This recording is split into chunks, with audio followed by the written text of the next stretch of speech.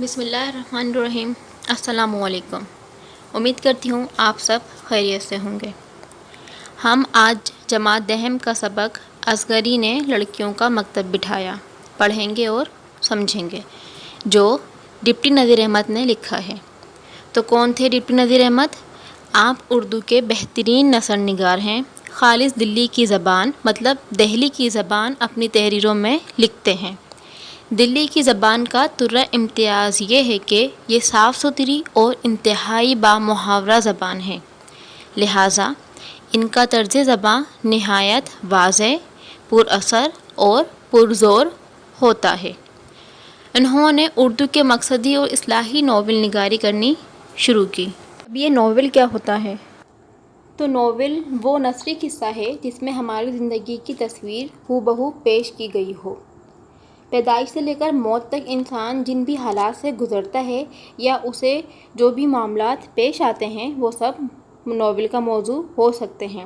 یعنی آسان الفاظ میں کہا جائے تو ناول وہ آئینہ ہے جس میں زندگی کے سارے روپ دیکھے جا سکتے ہیں۔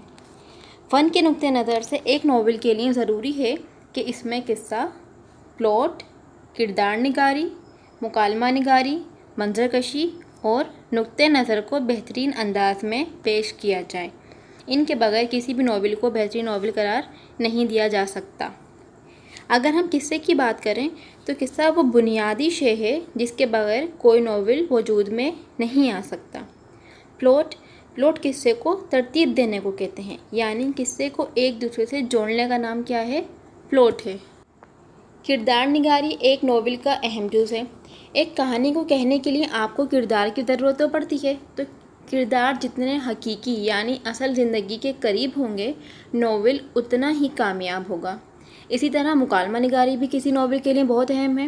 اب مکالمہ نگاری کو انگریزی میں ہم ڈائلاگ کہتے ہیں۔ اگر ڈائلاگ اچھے نہ ہوں تو اسے پڑھنے میں مزہ نہیں آتا۔ تو کسی بھی ناول کے لیے منظر کشی بھی کیا ہوتی ہے؟ بہت ضروری ہوتی ہے۔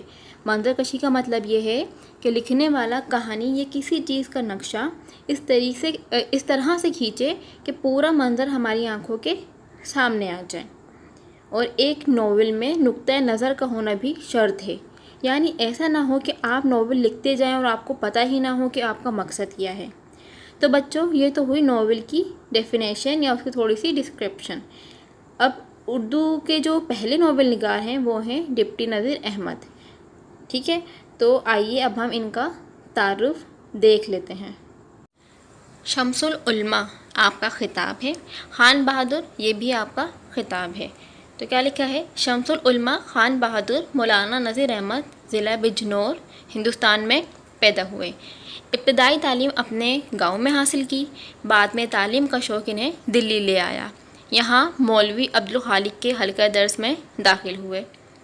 دلی کالج سے ادب، عربی، فلسفہ اور ریاضی کی تعلیم حاصل کی۔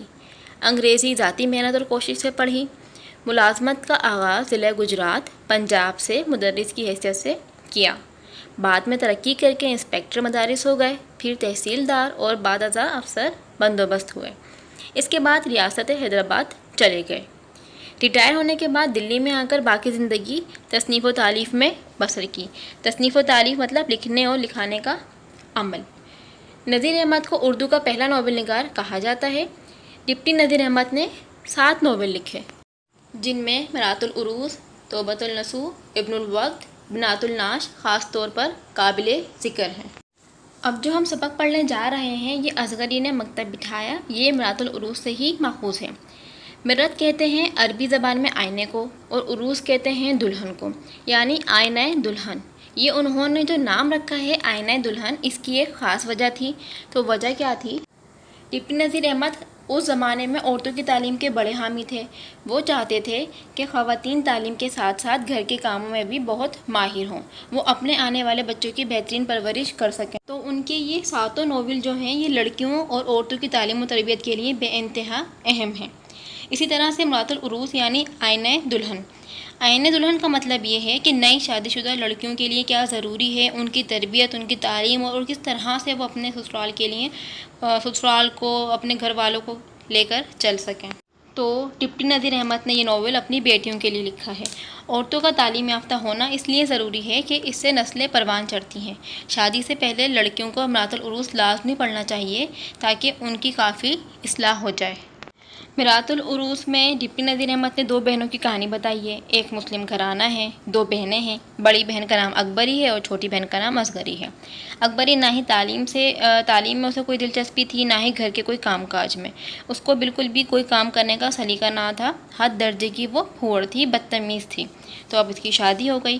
اب اس کی جب شادی ہو جاتی ہے نا، تو ایسی بدتمیز اور بد سلیقہ لڑکی جب اپنے سسرال پہنچی تو اس نے وہاں بھی اپنے رنگ ڈھنگ دکھانے شروع کر دیے۔ تو سسرال میں بھی اس نے کوئی اپنا اچھا مقام نہیں پایا، اسی وجہ سے اسے مزاج دار بہو کا نام ملتا ہے۔ اب جو اس کی چھوٹی بہن تھی اصغری، وہ اسی کے دیور مطلب اس کا جو شوہر ہے اکبری کا، اس کے چھوٹے بھائی سے منسوب تھی۔ تو اب اصغری جو ہے وہ بہت زیادہ پڑھی لکھی تھی، اسے پڑھنے کا بہت زیادہ شوق تھا، اور اس کے جو آداب ہیں وہ پورے خاندان میں سب جگہ موجود اس کو سب کو پتہ تھا کہ یہ جو ہے وہ بہت اچھی ہے، پورے خاندان میں بہت مشہور تھی، اس کی بہت قدر تھی۔ تو لہٰذا اس کے آداب کی وجہ سے اور تعلیم یافتہ ہونے کی وجہ سے اسے اپنے سسرال میں تمیزدار بہو کا لقب ملا۔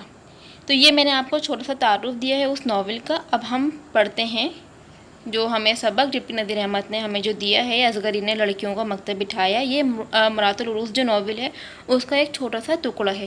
تو آئیے اب ہم اس سبق کو پڑھتے ہیں۔ اس سبق کا پہلا پیراگراف دیکھ لیتے ہیں۔ تو کیا لکھا ہے؟ حکیم صاحب کے چھوٹے بھائی فتح اللہ خان بہت مدت تک والی اندور کی سرکار میں مختار کل رہے۔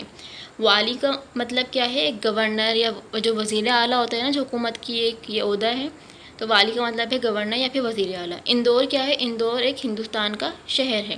تو حکیم صاحب کے جو چھوٹے بھائی تھے فتح اللہ خان، وہ بہت ٹائم سے کیا تھے، وہ کوئی والی اندور کی سرکار حکومت میں مختار کل رہے۔ مختار کل رہے کا مطلب انتظام سنبھالا کرتے تھے۔ وہ حکومت کا ایک چھوٹا سا ایک علاقہ، کوئی لمیٹڈ ایریا ان کو وہاں پہ وہ مل جاتا ہے، تو وہ اس کے کیا کرتے تھے، سارے انتظام سنبھالا کرتے تھے۔ اور ہزاروں روپے کی املاک شہر میں خرید کر لی تھی، بہت کچھ انہوں نے خرید کے رکھا ہوا تھا۔ بڑی شان سے رہتے تھے۔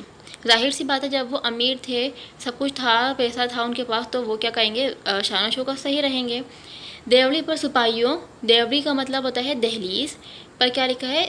دیوڑی پر سپاہیوں کا گارڈ کا مطلب ہوتا ہے نگرانی کرنے والے۔ تو جو دہلیز پر سپاہی جسے ہم کہتے ہیں، جو واچ مین ہوتے ہیں، اس طریقے سے دیوڑی پر سپاہیوں کا گارڈ، اندر باہر 30-40 آدمی، نوکر، گھوڑا، ہاتھی، پالکی بگھی سواری کو موجود۔ پالکی مطلب یہ ہوتا ہے کہ جو آدمی جو ہے اپنے کاندھوں پہ لے کے اس کو سوار کرتے ہیں، اور بگھی کا مطلب یہ کہ گھوڑا گاڑی جو لگی ہوتی ہے اس کے آگے۔ ٹھیک ہے، تو مطلب کیا تھا، یہ کافی امیر اور مشہور تھے۔ دوسرا پیراگراف کیا ہے؟ فتح اللہ خان کی 2 بیٹیاں تھیں، جمال آرا اور حسن آرا۔ جمال آرا نواب اسفندیار خان کے بیٹے سے بیاہی گئی تھی۔ حسن آرا کی نسبت نواب جھجر کے خاندان میں ہوئی۔ ان لڑکیوں کی خالہ شاہ زبانی بیگم اس محلے میں رہتی تھی جس میں اصغری کا میکہ تھا۔ اس محلے میں تو اصغری کی لیاقت کا شور تھا۔ لیاقت مطلب قابلیت۔ شاہ زبانی بیگم بھی اصغری کے حال سے خوب واقف تھیں۔ شاہ زبانی بیگم اپنی چھوٹی بہن حسن آرا کی ماں سے ملنے کے لیے آئیں۔ دنیا کا دستور مطلب قاعدہ۔ دنیا کا دستور ہے کہ کوئی فرد بشر رنج سے خالی نہیں۔ بشر کا مطلب ہوتا ہے آدمی۔ تو دنیا کا دستور کیا ہے کہ کوئی بھی شخص ہو، چاہے امیر ہو یا غریب، وہ کبھی کسی غم سے وہ کوئی کیا ہے، خالی نہیں ہے۔ اگر ہر طرف سے خوشی ہی خوشی ہو تو انسان خدا کو بھول کر کبھی یاد نہ کرے۔ شاہ زبانی بیگم کی چھوٹی بہن سلطانہ کو دنیا کے سب عیش میسر تھے، لیکن لڑکیوں کی طرف سے رنجیدہ خاطر رہا کرتی تھی۔ رنجیدہ مطلب دکھ میں رہا کرتی تھی۔ حسن آرا کے مزاج کی افتاد ایسی بری پڑی تھی، افتاد کا مطلب ہے مصیبت، کہ اپنے گھر میں ہی سب سے بگاڑ تھا۔ نہ ماں کا لحاظ، نہ آپا کا ادب، نہ باپ کا ڈر۔ نوکر ہیں کہ آپ نالا ہیں، آپ نالا، تنگ ہونا یا پریشان ہونا۔ لونڈیاں ہیں کہ الگ پناہ مانگتی ہیں۔ لونڈیاں کیا ہوتا ہے؟ پہلے زمانے میں جو گھر میں کام کرنے آتی تھی، وہ پورا دن گھر میں رہا کرتی تھی، تو انہیں ہم کہتے تھے لونڈیاں۔ غرض حسن آرا سارے گھر کو سر پر اٹھائے رہتی تھی۔ سر پر اٹھانا مطلب شور کرنا۔ شاہ زبانی بیگم کے آنے سے چاہیے تھا کہ بڑی خالہ سمجھ کے حسن آرا گھڑی دو گھڑی چپ ہو کر بیٹھ جاتی۔ کیا ذکر، شاہ زبانی بیگم کو پالکی سے اترے دیر نہ ہوئی تھی کہ کہ لگاتار 2-3 فریادیں آئیں۔ فریادیں مطلب شکایتیں، کہ بیگم صاحب دیکھیے چھوٹی صاحبزادی نے میری نئی اوڑھنی لیر کر دی۔ لیر کا مطلب ہوتا ہے پھاڑنا۔ اب مجھے کون بنا کر دے گا؟ گلاب بلبلا اٹھی۔ گلاب ان کے ایک نوکر کا نام ہے۔ کہ ہائے میرا کان خونا خون ہو گیا۔ باورچی خانے سے ماما نے دہائی دی۔ ماما مطلب باورچن جو کھانے پکاتی ہے۔ اچھی خدا کے لیے کوئی ان کو سمجھاتا۔ سالن کی پتیلیوں میں مٹھیاں بھر بھر کر راکھ جھونک رہی ہیں۔ تو کیا کر رہی تھی؟ سالن کی پتیلیوں میں راکھ ڈال رہی تھی۔ شاہ زمانی بیگم نے آواز دی، حسنہ یہاں آؤ۔ خالہ کی آواز پہچان، بارے حسنہ آرا چلی تو آئی، لیکن نہ سلام نہ دعا۔ ہاتھوں میں راکھ، پاؤں میں کیچڑ۔ اسی حالت میں دوڑ خالہ سے لپٹ گئی۔ خالہ نے کہا، حسنہ تم بہت شوخی کرنے لگی ہو۔ شوخی کا مطلب ہوتا ہے شرارت۔ حسن آرا نے کہا، اس سنبل چڑیل نے فریاد کی ہوگی۔ سنبل چڑیل، سنبل ان کی ایک نوکرانی کا نام ہے اور جسے وہ چڑیل بھی کہہ رہی ہے۔ یہ کہہ کر خالہ کی گود سے نکل لپک کر سنبل کا سر کھسوٹ لیا۔ سر کھسوٹ لیا مطلب اس کا سر نوچ لیا، بال نوچ لیے۔ بہتر ہے کہ خالہ این این کرتی رہیں، مطلب اس کو روکنے کی کوشش کرتی رہیں، اور اس نے ایک نہ سنی۔ شاہ زمانی بیگم اپنی بہن کی طرف مخاطب ہو کر بولی، بوا سلطانہ، اس لڑکی کے لیے تو خدا کے واسطے کوئی استانی رکھو۔ شاہ زمانی بیگم، او بوا تمہاری بھی کہاوت وہی ہے، ڈھنڈورا شہر میں بچہ بغل میں۔ خود تمہارے محلے میں مولوی محمد فاضل کی چھوٹی بہو لاکھ استانیوں کی ایک استانی ہے۔ مطلب جو ان کی خالہ ہوئی شاہ زمانی بیگم، دونوں حسنہ آرا کی اور جمال آرا کی، تو انہوں نے کیا کیا، اپنی چھوٹی بہن کو ایک مشورہ دیا کہ آپ کیا کریں، اس کو کسی استانی کے پاس بٹھا دیں تاکہ وہ اس کو کچھ سلیقہ سکھا دے یا کچھ پڑھنا لکھنا بتا دے۔ سلطانہ، مجھ کو آج تک اطلاع نہیں، دیکھو میں آدمی بھیجتی ہوں۔ یہ کہہ کر اپنے گھر کی داروغہ کو بلایا۔ داروغہ مطلب کیا ہوتی ہے؟ جو ملازموں کی سردار ہوتی ہے، جو ان کی نگرانی کرتی ہے۔ داروغہ کو بلایا کہ مانی جی، کوئی مولوی صاحب اس محلے میں رہتے ہیں، باجی اماں کہتی ہیں ان کی چھوٹی بہو بہت پڑھی لکھی ہے، دیکھو اگر استانی گیری کی نوکری کریں تو ان کو بلا لاؤ۔ استانی گیری کا مطلب ہے ٹیچر یا استاد۔ مانی جی مولوی صاحب کے گھر آئیں۔ محمد کامل کی ماں سے سلامت ہوئی۔ مانی جی، تمہاری چھوٹی بہو کہاں ہے؟ محمد کامل کی ماں، کوٹھے پر ہے۔ کوٹھے کا مطلب چھت پر ایک جو کمرہ بنا ہوتا ہے، کوٹھا پہلے زمانے میں چھت کو کہا کرتے تھے۔ مانی جی، میں ان کے پاس اوپر جاؤں گی۔ دیانت النساء، دیانت کون ہے؟ یہ اصغری کے گھر میں جو ان کے گھر کی نوکرانی تھی، یہ وہ ہیں۔ بہو صاحب یہیں آ جائیں گی۔ تمیزدار بہو کے نیچے اترنے کا وقت آ گیا ہے۔ یہ اصغری ہیں، ان کو کیا کہتے تھے خاندان میں؟ سب تمیزدار بہو کہتے تھے۔ تو کیا کہہ رہی ہیں کہ ان کے نیچے اترنے کا وقت آ گیا ہے، کیونکہ عصر کی نماز پڑھ کر اصغری نیچے اتر آتی تھی اور مغرب اور عشاء دونوں نمازیں پڑھا کرتی تھی۔ اصغری کو مانی جی نے دیکھا تو باتوں ہی باتوں میں اتنا کہا کہ بیگم صاحب کو اپنی چھوٹی لڑکی کا تعلیم کرانا منظور ہے۔ بڑی بیگم صاحب نے آپ کا ذکر کیا تو بیگم صاحب نے مجھ کو بھیجا۔ اس سے ساری وہ باتیں بتائیں کہ انہوں نے کس طریقے سے آپ کے پاس بھیجا ہے۔ اصغری، دونوں بیگم صاحبوں کو میری طرف سے سلام کہنا۔